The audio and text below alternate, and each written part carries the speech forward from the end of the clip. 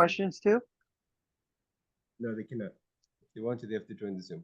Okay, we're learning. We're going to go back a bit. We're holding Daf Peitas Amud Beis. We're going to start from the Tanur Rabbanan on the bottom of the page, a few lines, 5 or 6 lines from the bottom. We're learning about the laws of the punishment of a prophet or a false prophet that tells people in the name of God to commit idol worship. So it says like this. It says, I'm going to bring up the Gemara over here. Hold on. There we go. Tanur Rabbanan, we learned like this. Navi Shediach, a Navi, a prophet that tries to push people, from the word Hadacha, to push people, to serve idols. So we have a clear verse that we're going to bring down in a second that shows that it's prohibited. He quotes the pasuk over here. We'll see in a second. So the punishment is, the rabbi said the punishment is stoning. His punishment is by stoning. Reb Shimon says b'chenek. Shimon ben Gamliel says Reb Shimon ben Yochai says the punishment is by choking, not by stoning, which is much more severe. Okay, so he says like this. Hold on. So it says like this. It says Reb Shimon says by choking. Vadiche, what's called Vadiche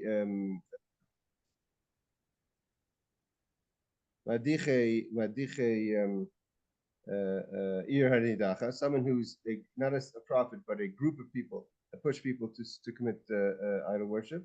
That's called an ir nidachas, when the city falls for people that are instigating them as a group. They all get affected. So there, the punishment is skila, and Rav Shimon Omer again, he says the punishment is chenek, is choking. We have to remember there's basically three groups over here. There's a group of a prophet that prophesies officially in the name of Hashem, saying that one should serve idols. The second one is a group of people that come to push like a city to go commit idol worship. And the third one is a person who's a maces, a person who's an instigator privately for people to serve idols. So he says, so here the punishment is for the Ir Dachas, a city that gets pushed, or a prophet that pushes. That's two cases of kind of communal effect, like Rashi says. There's an argument between the rabbis and Reb Shimon of what's the punishment, because the Torah doesn't tell us clearly the punishment. The Torah tells us it's prohibited. It doesn't tell us what the punishment is. So he says the punishment. Reb Shimon says the punishment is choking, and the rabbi says the punishment is stoning, which is more severe. But we know the punishment for maces. Maces is an instigator. We learned that already. An instigator, a private instigator, it's a private person. That for sure, the Torah says that the punishment is stoning.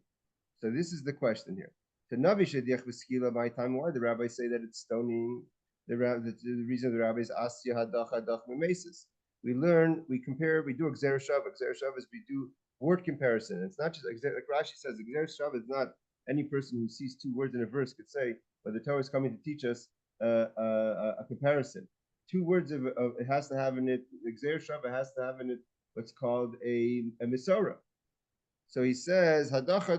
We learn hadacha memesis. So we learn hadacha for mesis. So what is hey? Avi, we're holding page some days. So he says, what is the story? What is the psukim by mesis? So here they have two verses. The verse by a navi is, I'm going to quote the verses. The verse says, Hanavi if this prophet, officially a prophet, or chaylam, or the dreamer, is talking both in the name of God, is should die. Doesn't tell us what the death sentence should be. He speaks about God negatively. We took you out of Egypt, redeemed you from slavery. This person is trying to push you off the way. So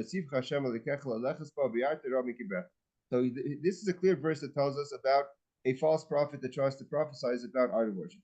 The case of a maces, where a person who instigates, we have uskaltim bavanim v'mace, that a person who instigates not a city, a community, individuals. So you should be stoned. So it tells us clearly what the punishment is. He looked to push you away from Hashem. Again, etc. So we have the word hadacha, and the rabbis have Gzeir Shav to teach us that we compare the punishments. That both a false prophet and a prophet that prophesies about idol worship and a private person in Maces. So the punishment is stoning. Just like over there, it's by way of stoning, so too here. Meaning so too by a prophet. Reb Shimon says no. Misa ksiv beit. The verse says only by an ir nidachas, by a navi, that a navi that pushes people in the name of God to serve idols. It just says the word death. Misa doesn't tell us what death sentence we should use. The whole mitzvah. The Torah tells us misa. This is a rule. Whenever we don't know what the punishment is, so plain misa is considered choking. Now Rashi teaches us that Reb Shimon ben Gamliel did not have a Messiah. Let me see if Shukri wants to jump on. He says he's going to join.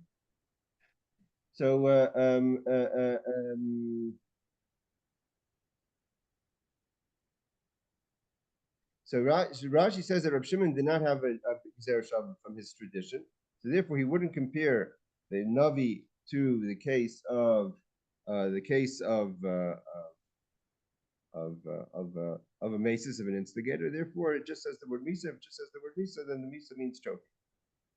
So, okay. Go back to the Mishnah, the Tana Rabbanan. What about a people that try to push astray a city to go worship idols? So the rabbis say b'skila with stoning. My time, the Rabbanan. What's the reason the rabbis? So garmi adacha, they have a Gzeir Shava. Even if they learn Gzeir Shava, a word comparison to teach us either from Maces, just that there it says by ir nidachas the word hadacha. Obviously, it says what does the city say? The pasuk say. The pasuk says yatzu anashim. Some people go out. Bnei Belial, horrible people, mikirbecha from amongst you.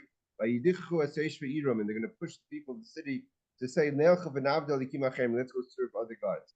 So therefore they get punished by death. We don't know what the death is, but it says the word. Hey, it's Shukri. We're holding the bottom page, base. So but it says the word vayadichu, and the word yadichu is hadacha, to push. And so we learn it. Rabbi say we compare pushing of a ir nidachas to a city where people are privately instigate others to serve idols, where there it clearly says to stone them. Or we could learn it from Navi. We could learn it from a prophet. Shediach that also pushes, that we learned before, that the punishment is stoning. So the rabbis say three of them are like one group, and it's a single kind of punishment, and the punishment is stoning. Reb Shimon says no. Gomer hadacha minav. We only learn it from a prophet, and the prophet, according to Reb Shimon, is only by choking, because he doesn't have the Gzeir Shava to compare a prophet to a instigator. Hold on a second, Aaron. And therefore we compare pushing, instigating a city to a prophet that instigates. Yes, Aaron, you wanted to ask. Yeah, just what's adaka mean? Well, sorry, adaka means to push someone. So if they're pushing, in this case, they're pushing people to serve idols. They're encouraging and trying to, whether it's he's speaking as a prophet, whether they're just convincing. So the Gemara says, 1 second, Reb Shimon agrees that a private individual that's called a mason, that privately instigates others to serve idols, that the pasuk clearly says stoning.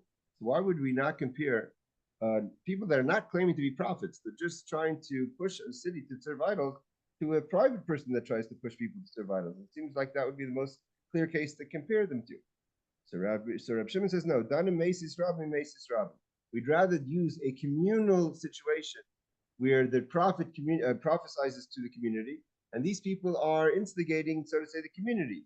And by the prophet, clearly, we don't know. With the word, the Torah says misa, says punishment by death, without telling us clearly what type of punishment. So we assume that we conclude that it's choking. So too, there's people that instigate a city that doesn't tell us clearly. They're also affecting a public, and therefore the public would they would get choking. Turns out, according to the rabbis, the violation of instigating others to serve idols is punishable by stoning no matter what. Whether you're a private person pushing a private person, whether you're a prophet pushing it, or a false prophet pushing it, or if you are a group of people trying to push a city, so to say, another group of people. Now, in theory, we call it two different things. Mace is based on the word of instigating, and hadacha means to push. In theory, it's all the same thing. Everyone agrees that an instigator, a private person who instigates another private individual or a few other private individuals, the punishment is stoning. Even Reb Shimon agreed because clearly it says that in the Torah.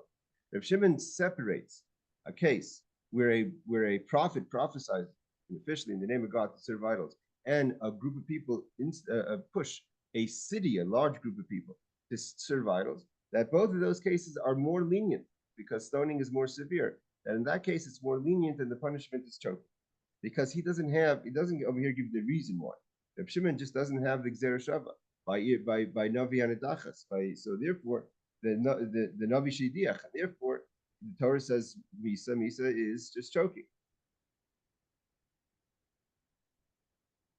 So he says like this. So the Gemara asks a question. So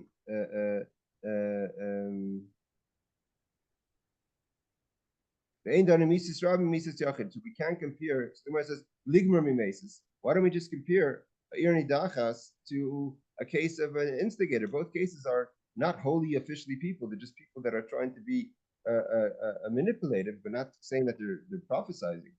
We should compare it? What's the difference if it's one person pushing one person pushing a group? So they say done in Mesis Ram and Mesis Ram. We learn it, but we try to compare the effect. The effect when you're talking to a community is less of an effect when you're talking to an individual. The thinking is, actually, I remember somewhere we saw the thinking with. The thinking is that when you have, I think the Gemara clearly, Shuki, you have better memory than me. I think the Gemara clearly says the thinking is that in the city, the Ir Nidachas, the city that gets pushed, is the people should have known better. When you're a community, you shouldn't fall for people that are pushing you to serve idols. Where if when you're one person, you can get manipulated easier than a community. A community shouldn't get manipulated so fast. So Rab Shimon compares it. They ain't done in Mrs. Rabbi, Mrs. Yachid. Can't compare a community that gets affected of an individual. So the Gemara says, Adrab, in the contrary.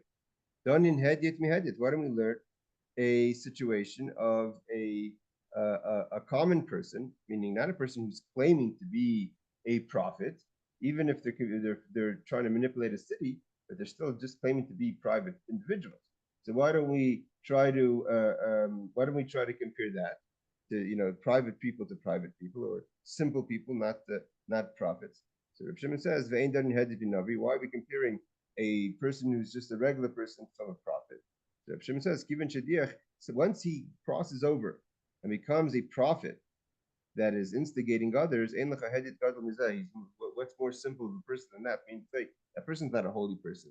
That person's obviously as low as you could get. A person who's pushing people, obviously falsely in the name of God, to serve idol. Okay. Now that's what we got to 2 weeks ago. Now we're holding over here. Reb Chizr. Reb Chizr says like this.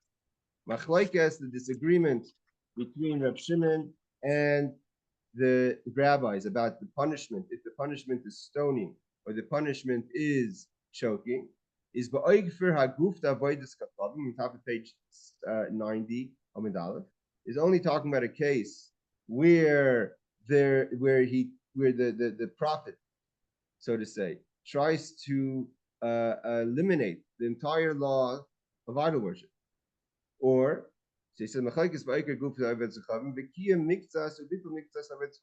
or if the prophet says only partial parts of idol worship we shouldn't keep anymore. Doesn't make a difference whether it's the actual whole idea of idol worship or parts of idol worship. So the punishment is by stoning. Why? Where do we know that? How do we know that even a prophet only pushes certain parts of idol worship? The Rahman Amr, the Torah tells us, the verse says, like we quoted before, the verse says, long verse, the verse says, it's coming up in Devarim, that Barnavi Ahu, this prophet, this visionary or dreamer, you should put to death. So we don't know what kind of death, but let's put that to the side. We already discussed, that's the argument of Shimon and the rabbis. How do we understand what that death sentence should be? But why does he get put to death? He spoke bad about God. We took you out of Egypt, and he pushed you off the way. So the rabbi, Reb Chizda says, it says min haderech, from the way, which means I feel mikzas haderech, even if he only pushed you a little bit off the way, not the whole law, so then he gets punished according to the rabbis by stoning, according to Reb Shimon, by choking. But if the prophet doesn't come to eliminate idol worship, but other laws of the Torah says kosher is no longer important, right? Didn't someone say that? So it says kosher is no longer important. If someone prophesies, it says I'm a prophet, and I'm prophesying, no longer does this person have to keep kosher, or any other law that's not connected to idol worship.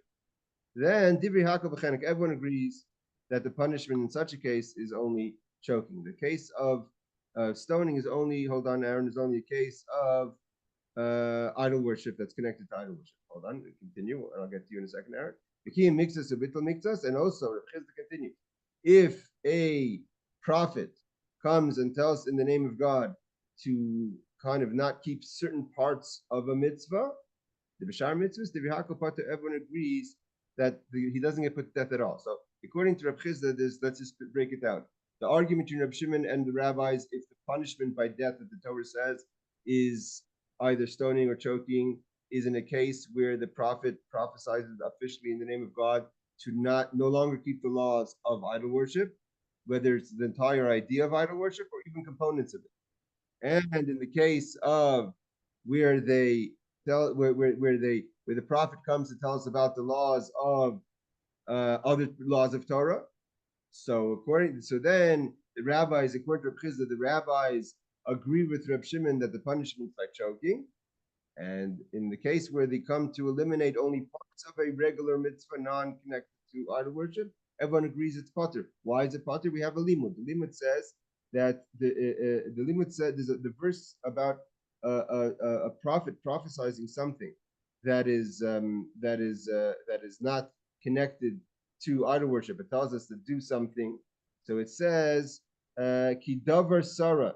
It says you must kidavar sarah. You should be put to death because he took us off the way of something, davar. And the limud is davar b'lechatzi davar. Only if he takes off a full mitzvah but not a part of the mitzvah. Aaron, you're asking. Yeah. So since you said even a part of a mitzvah is killing, a lot of before there was Christianity, they were a lot of them were Jewish, and they said just what you said. So why weren't they killed? Say that again.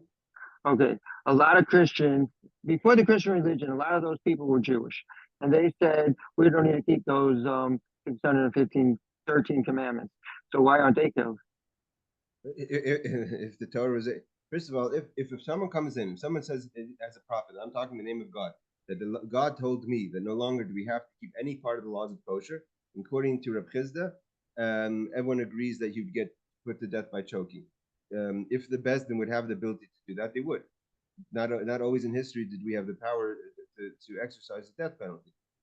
If you're asking about a question within the connection with Christianity, where someone came and said that certain mitzvahs are no longer part of our life anymore, and God, we could drop a certain mitzvahs. In theory, the Bezdin would have, the Sanhedrin would have the obligation to put that person to death if they had the ability to do so. If, however, he comes and says, no longer do we have to keep certain parts of the mitzvah, we're not going to go into how much of a component does that mean. Does it mean not to keep mahadrin, or no longer have to eat OU, but you could eat okay? Or if he says, that you have to keep kosher, but you don't have to do shchita. So if it's only a component, it has to be a full davar, a full mitzvah. Chatzi davar. So because the Torah says that, I don't know why he's not quoting the verse on the side over here. Usually he quotes the verse of the davar and chatzi davar, but Rashi quotes it. Strange. Okay, so Rashi says over here.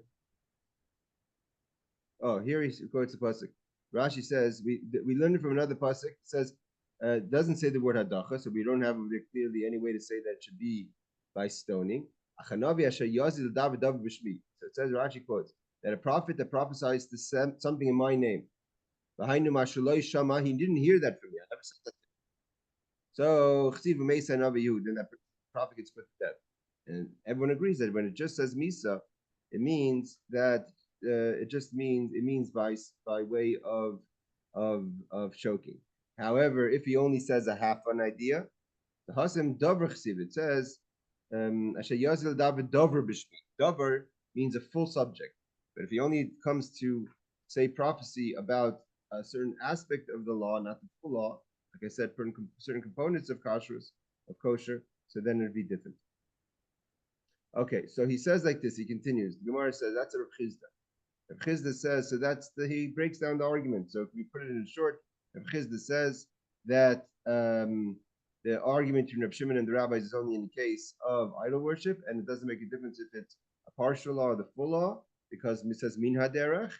And in the case where it's another mitzvah not connected to idol worship, there's a special verse in Dvarim separately that teaches us, doesn't say the word hadacha, so you don't have the limud, the Gzer Shavat to say the punishment is by stoning. It says misa, which means choking, and there it says davar, full subject, not chatzi davar. So again, there's three categories. There's idol worship is totally separate from any other law, and idol worship is where the argument is, and in idol worship, any component of idol worship that a prophet comes to say that one is allowed to do, obviously not in the name of God, gets, according to Reb Shimon choking, according to rabbis, they get stoning. Meisav Rav Hamun, I'm going further. Meisav Rav Hanuna, Rav Hanuna asks a question. The Leches, the Parsik says like this. In the Parsik that talks about a prophet that prophesies about idol worship. So if you go back in the Parsik, I'm not going to read the whole Parsik again, it's a long Parsik. So it says, the Hadicha min derech.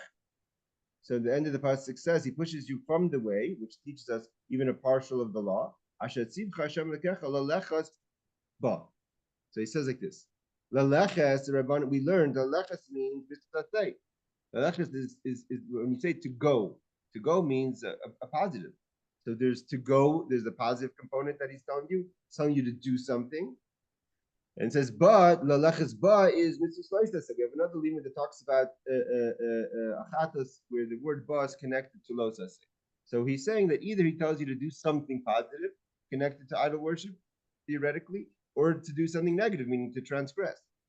So the Gemara says, mitzvah slice bal do mitzvah slice. Now, so Rabbi Nun asks a question.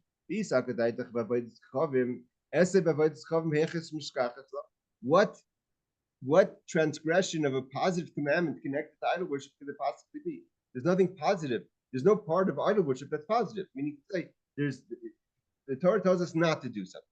Don't serve idols. The Torah doesn't say anything that we should be doing that's connected to idol worship. On page Avi, we're back middle page, top of the page, Sadik come down. So Rabbi Menuna is asking, so how? What's if the limud is that we say leches is mitzvah say? What's the mitzvah say that he would be telling us? Not means say the prophet saying don't do this mitzvah say connected to idol worship. So even therefore Rabbi Nun says if you want to say according to Reb Chizda that the whole argument of Reb Shimon and the rabbis is only talking about avodas kachavim, because that pasuk in Devarim Yud Gimel Vav is only talking about avodas kachavim. So about idol worship, what do you find where the Navi would tell us something the Torah tells us we should do connected to idol worship that we shouldn't do? So Tirgum Reb Chizda answers. There is some. What is that? I think it's in, is it this week's parsha or later? It says, v'nitzastem, that you should, the pasuk says, the pasuk says, v'nitzastem is misbechaitzam. You should destroy the altars of the idols. And that's a positive commandment. And if the prophet comes and says, God told me no longer do we have to destroy the altars of the idols, so that he's coming to tell us of something connected to idol worship that he's telling us not to do the positive commandment that Hashem asks us to do. But Rabbi Nunan doesn't subscribe to that answer. So Rabbi Nunan says no. The fact that there's a mitzvah, say mitzvah, it means that the pasuk is talking not just about idol worship, and therefore he says like this. Rabbi Nunan breaks up the argument between Rabbi Shimon and the rabbis like this. If a false prophet comes to eliminate any single mitzvah, a full mitzvah, don't keep kosher, don't keep the laws of idol worship, don't keep the laws of tefillin, any one of the 630 mitzvahs, any one of them, he comes to uproot an entirety of that mitzvah, then he gets the death sentence. And in a case where he comes and tells us only a little bit about idol worship, means he only comes to eliminate partial of the laws of idol worship, only idol worship. It says from the way. Even partial of the way. Avakia mitzvahs or bittul mitzvahs, the shar mitzvahs divi hakol pater. But Rav Nuna said that in the case of he breaks up the pasuk in Dvarim Yud Gimel.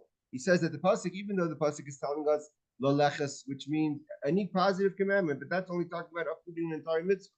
But in another mitzvah that's not idol worship related, that he only comes to tell partial, so that we don't learn from that pasuk, and therefore in that case it'd be pater. So Rav Nuna divides the argument like this: in the case of idol worship, whether it is idol worship or a full, if in the case of a full mitzvah, whether it's idol worship or another mitzvah, the rabbis hold it's stoning and Rab Shimon holds it's choking. If he's coming to uproot a partial mitzvah, if it's connected to idol worship, so then the rabbis say stoning and Rab Shimon says choking. If it's a partial mitzvah that's not connected to idol worship, then everyone holds that in such a case you would be pater. The false prophet does not come and get the death penalty at all. I just want to see if Rashi says.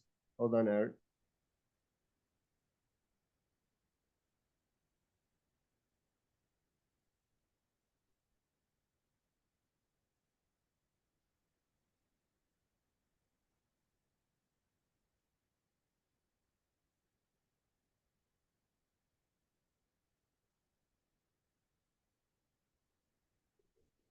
Hold on.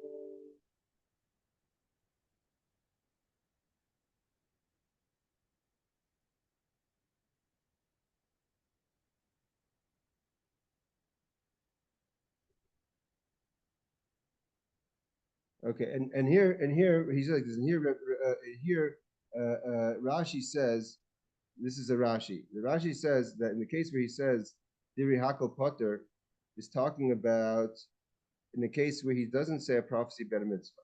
He says a prophecy about. I'm going to read the Rashi. It's towards the bottom of the page on the right hand side. It says Diri Hakol Potter. Afil michenek. Here's the problem is like this. What Rabbi Nuna is doing is a little tricky because Rabbi Nuna is dividing the verse of Dvarim Yud Gimel Vav. According to Chizda makes sense. Dvarim Yud Gimel Vav is talking about idol worship. The whole pasuk is talking about idol worship. Therefore, we're going to leches mina derech to learn only that even partially get killed. And the leches is including this mitzvah saseh v'nitzasta. And ba means mitzvah of worshiping idols. And there's a separate pasuk has nothing to do with idol worship that says ki yazid, that if he speaks something about a mitzvah that I didn't tell him, then he gets put to death. And there's no, even the rabbis agrees that we can't compare that to irnei dachat, and therefore he only gets the punishment of choking. Rabbi Mibnun has a problem because he wants to say that in the pasuk talks about idol worship, it says lo lechet, which includes any positive commandment, comes to teach us that in the case of that if a false prophet is uprooting any positive commandment, not specifically idol worship, and then he said that minaderech is only talking about idol worship, so he kind of is dividing up the pasuk a bit. Rashi doesn't really explain. He says Rashi just says the Amr Rachmana min haderech va'avoid the zarakai.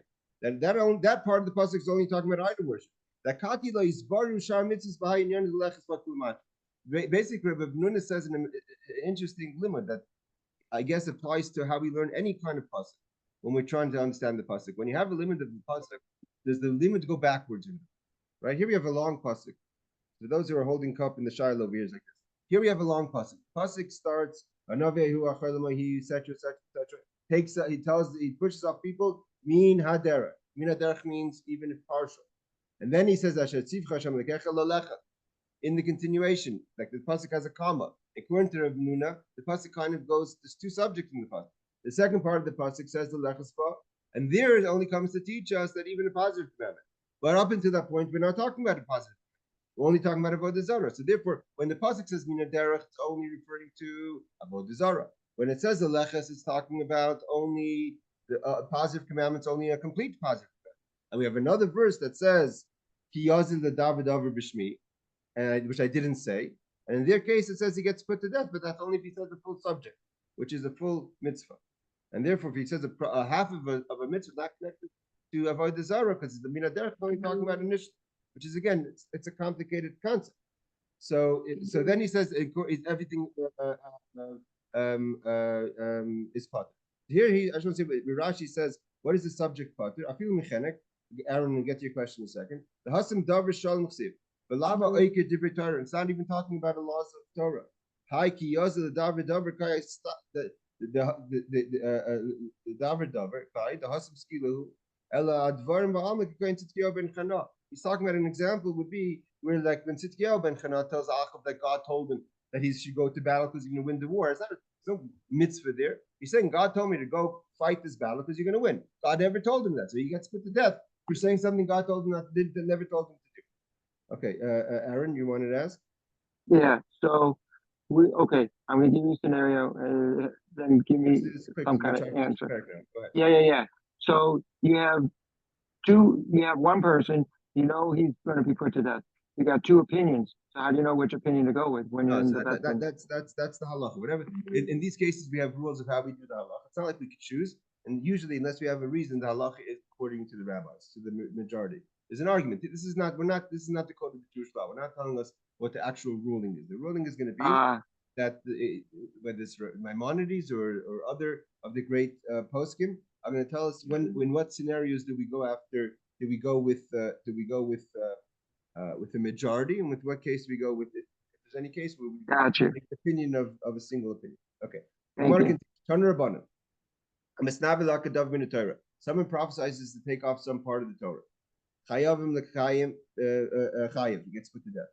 The chayim mitzvahs or batal mitzvahs. What about to keep some mitzvahs or to part of the mitzvah or to take away part of a mitzvah? Reb Shimon paiter. Reb Shimon says you're pater in such a case. In case of idol worship, even if he says only today you should worship idols, but tomorrow you shouldn't worship idols. Okay. So here we have a Tanur Rabbanan which is cryptic. We don't know. Here it seems to say, and seemingly Reb Shimon is the only opinion that you're pater on a chatzi davar of a regular mitzvah is Reb Shimon. Until now, both Reb Chizda and Reb Nuna quoted what we said before that there's that a chatzi davar of a regular mitzvah everyone agrees you're pater. So he says, Abai Savar like Reb Chizda. Abai says this goes according to Reb Chizda. Mataras like Reb Chizda, and he explains it Reb Chizda. We'll see in a second. But Rabbi Savar like Reb Nun, Rabbi says this price is coming to tell us in the opinion of Rabbi Nun. Mataras like Rabbi Nun. Abai Savar like Reb Chizda. Abai holds like Reb Chizda. You have to understand, Aaron, back to your question. There's two arguments here. There's one argument between Reb Shimon and the rabbis, and there's an argument between Rabbi Nuna and Reb Chizda. How do we understand the argument?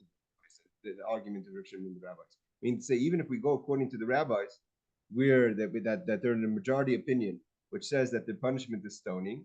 That's what. But the question is the punishment of stoning on a prophet who prophesies only about avodah zarah, about idol worship, or also about other mitzvahs? According to Reb Nuna, it would apply to other mitzvahs. Now, in this case, you have to understand what would the deciding factor be? Who do we go according to Reb Chizda or Reb Nuna? That we would have to see in the Rambam and other poskim how they. What the psak is, it's according to the Rambam, according to Rabbi Nuna, or according to Chizda.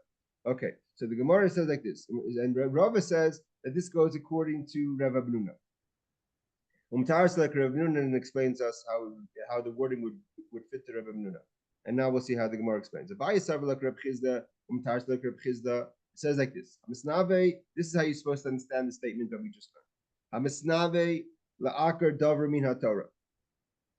Someone who says a prophecy to take any part of the Torah. Divrei Hakol b'chenek, everyone agrees. This is Reb Chizda. Means that's not a mitzvah of idol worship. Everyone agrees that it's chenek. That's what Reb Chizda says. The punishment of death is choking. The kai mixes uvat mitzvahs, and to keep part of a mitzvah and to break part of a mitzvah. Reb Shimon pater. Reb Shimon holds it's pater. Who adin the Rabbanan. Rabbanan would also agree it's pater because everyone agrees that if you only do ube'avodas kachavim, case of worship. These are words that are missing.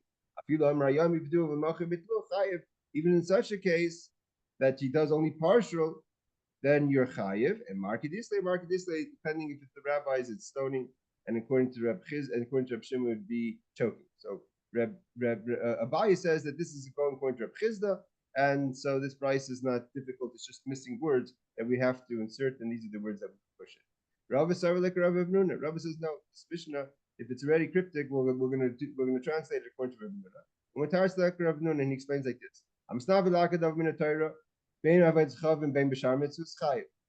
if you come to take out a full mitzvah, whether it's idol worship or any mitzvah, you're chayiv. And what are you chayiv? Markedisle. Depends who you're talking to. The rabbis would say you're chayiv misa of skila, and according to the Reb Shimon, you'd be chayiv the misa of chenek, of choking. Chayiv mixes, levata mixes, v'shar mitzvahs, v'shar poter. If it's talking about anything else that's not idol worship related to, so then Reb Shimon says it's potter. And what the Rabbanan would agree, however, it's chavim. But if it's talking about idol worship, and he says to eliminate partial of the law, the chayiv, then you get death sentence, and what death sentence you get? Market Islam. Okay, that means basically once you're missing words and you have to add words, you add as many words as you want. So if you're going according to Rava, then you're going to add words according to Nuna. It says there's basically three arguments here: an argument on avodah zara, and a full, whether it's avodah zara and any other mitzvah, it's skila according to the rabbis. If it's a partial mitzvah, it's skila. If it's avodah zara, if it's not regular mitzvah, it's chati davar, not partial. So therefore, you don't get any misa. And Reb Shimon is always choking, and if it's a partial mitzvah, you're pater. And therefore, the rabbis agree. The Mishnah says Reb Shimon, it's just telling us something, the most extreme point that the rabbis would agree. Okay, there's Rashi's on this to put it in, but the basic idea we understand of what Abai and Rabbah say. Okay. But they're not changing anything. They're not changing anything in the argument. They're just explaining this statement to be according to either one. All right. Again, so now we're gonna say this. Amr Rabba says this. Amr Rabbi Yochanan. This is a very controversial. This is a very controversial idea because the Torah. This is where the Torah, so to say, in certain places, the Torah makes it so vulnerable. And the vulnerability is that, like this.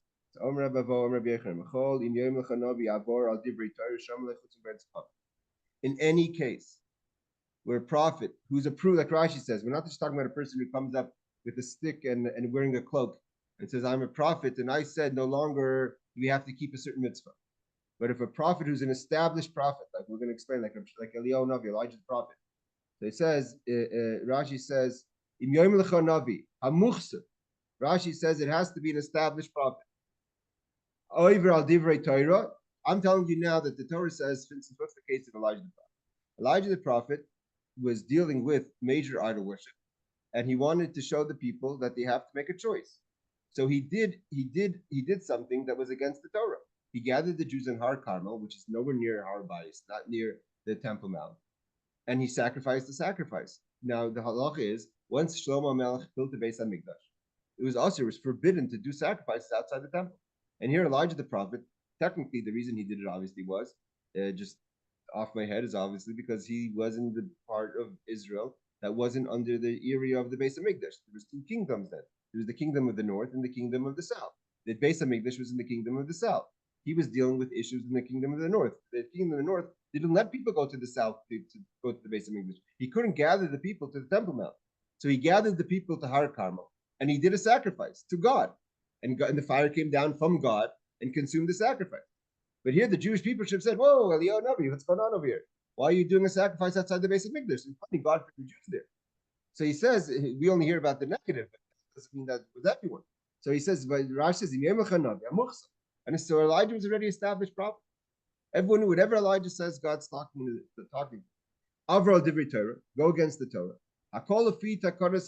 If it's only something that's for the moment, doesn't say for now on we can always sacrifice outside the temple. He just made a takonis shah, a one-time, so to say, exception. Like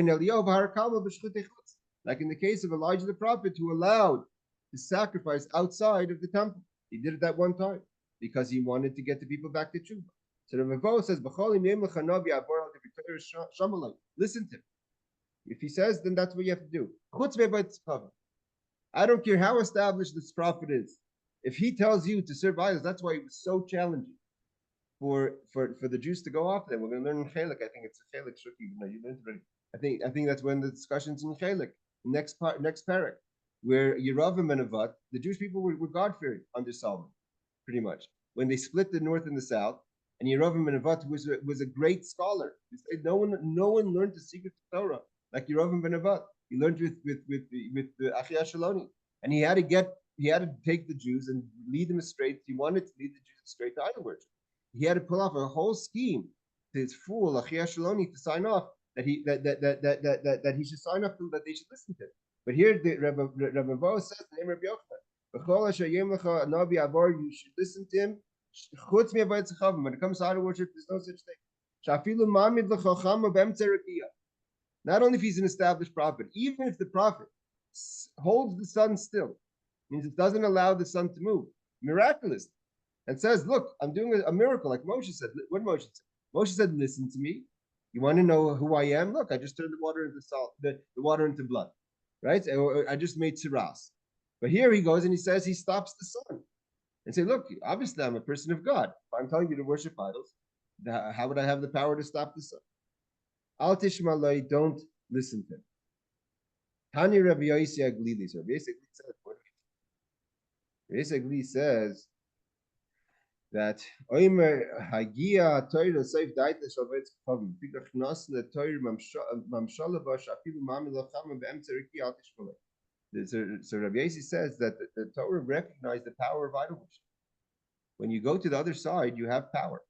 If there's power on good, there has to be power on bad. That's the rule, right?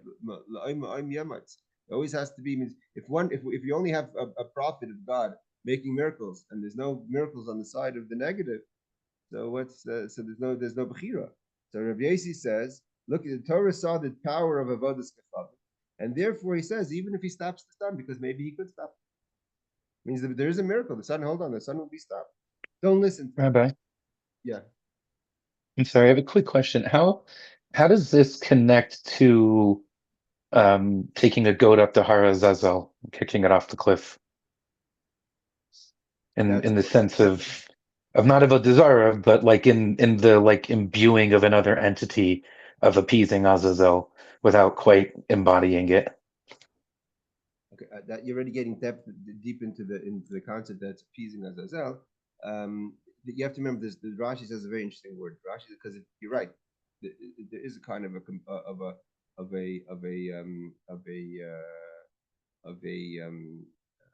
carbon concept to the Azazel, but there it doesn't. It's not shchutei chutz. It's not slaughtered. The prohibition is to slaughter outside the temple. So the slaughtering, the slaughtering outside the temple is what's prohibited. And So the word sacrifice we've been using is specific to slaughtering. Yes, that's what Rashi says. But you're asking a good question.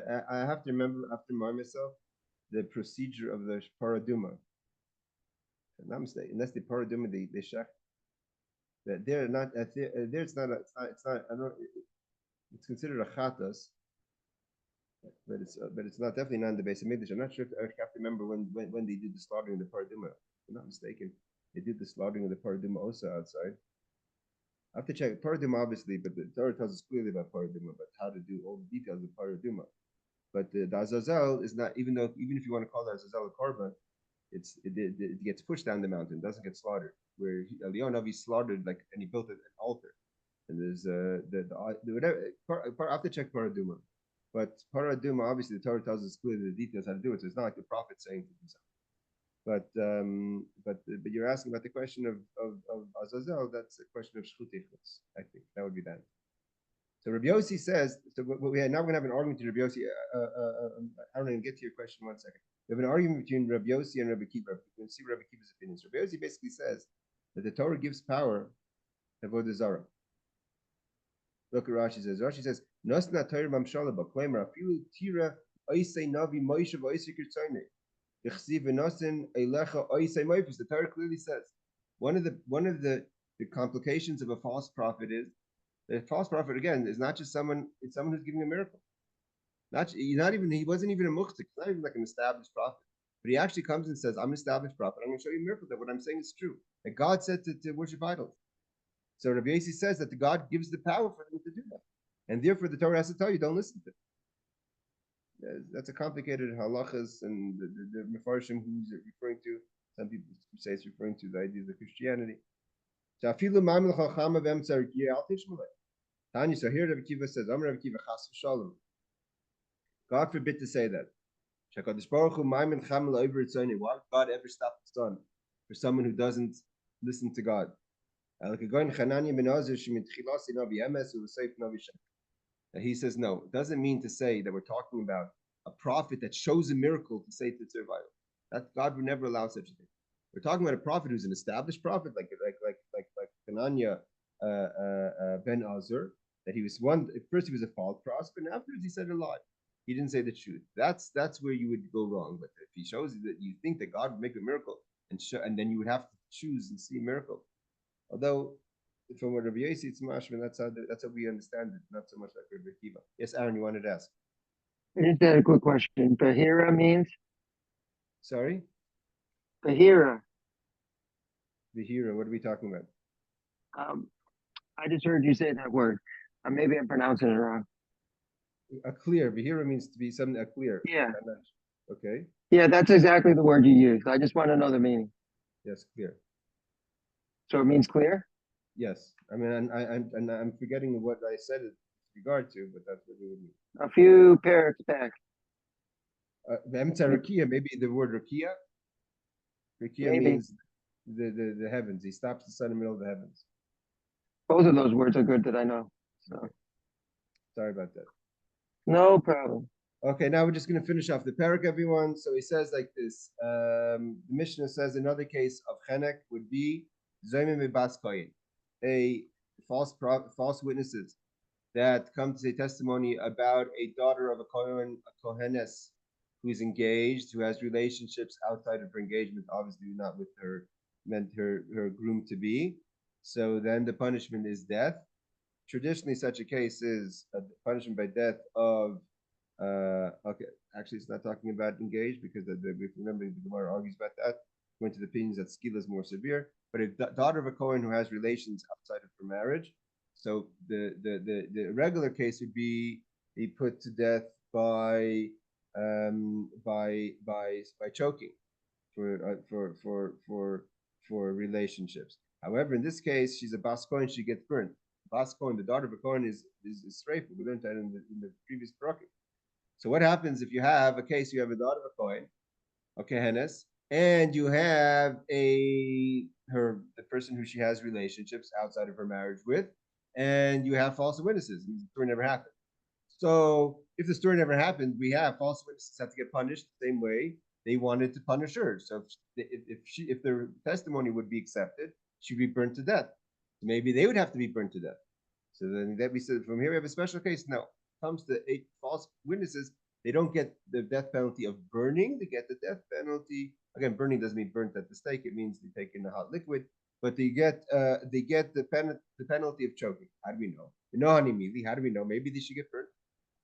Streifa. The name Ravika says the Tanya we learned. Rav Yossi said, what is the verse that we have in general about false witnesses? Again, false witnesses in our case in Torah is a design, and it's not just that they've been contradicted, but we had a second set of witnesses come and say that it's not possible for you to say testimony on this case because you weren't even there. We know clearly you weren't there because you were on vacation with us in Greece, and there was no time for you to be there in the hour that you said that you were there in the United States. So, but where is the verse that teaches that they get the punishment of death? That they get done to them what they wanted to do to their brother. Brother is male. The rule is like this: any false witnesses who are caught to be lying, meaning to say that they weren't there, so they could never say testimony to the situation they never been to see. In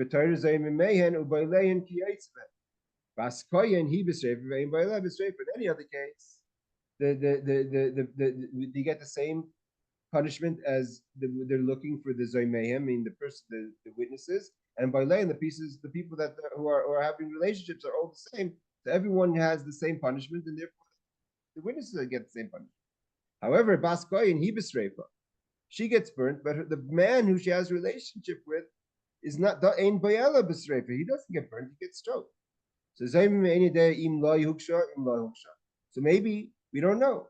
Maybe the false witnesses get the punishment that they want to give her, or maybe they get the punishment that they want to give him. Right? So we have a case. You have false witnesses, means they're saying a story that never happened about a woman who's a daughter of a Kohen, she's married, and she has relationships with another guy. If their testimony would be accepted, she would get burnt and he would get put to death by choking. Now, we say in general, the witnesses have to get the punishment like they want to give. Now, the question is, the problem is that there's a couple, and the couple get different punishments. So maybe they should get the burning, maybe they shouldn't get the choking. Especially this burning is more severe. So how do we know what to do? So the Gemara says we know. That's the pasuk.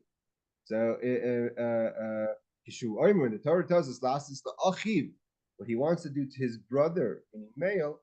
In this case, we learned the word male not just he's talking figuratively, but actually, the achiv it means to mean that he gets like he was trying to do to his brother, like they were trying to do to their brother, not like they were trying to do to their sister, i.e., they get the punishment of the male, not the punishment of the female. That's the conclusion of the parak. Hadrun alecha elu hena nechmat. All right, Chevra, next week we are going to start the Ezer Hashem Chelek, and I'm not going to learn any of the Hakdamas, more than the basic Hakdama that we have. There's a lot of Hakdamas. There's a lot of people who wrote. Chelek is the next final parak Sanhedrin that deals with a lot of the laws of the afterlife and the laws of Mashiach and laws. A lot of Agoda, a very powerful parak. It's quoted in many parts of many of the parts of Torah. Of course, the first mission starts off with famous Kol Yisrael Yisrael Chelek Le'elam Haba. There's the famous Rambam's Hakdama on Chelek, where he learns the 13 rules of the Animamim. I believe the Animamim comes from the Hakdama of the Rambam and Chelek. I'm not going to learn it. It's a study that has to be studied on its own. The Hakdama of the Rambam on Chelek is a very important thing to study, but it's not a quick study. So I'm going to post it online in English and Hebrew, and everyone's welcome to study it on themselves. But he goes into the laws of Olam Haba and how do we understand Olam Haba, and how do we understand the Olam Haza? How do we understand our mitzvahs we do in this world? How do we understand mitzvahs in the other world? And based on that, he builds the 13 bases of belief. I really encourage everyone to learn that before we start Chelik next week on Tuesday night. Laila Tov, everyone, and take care.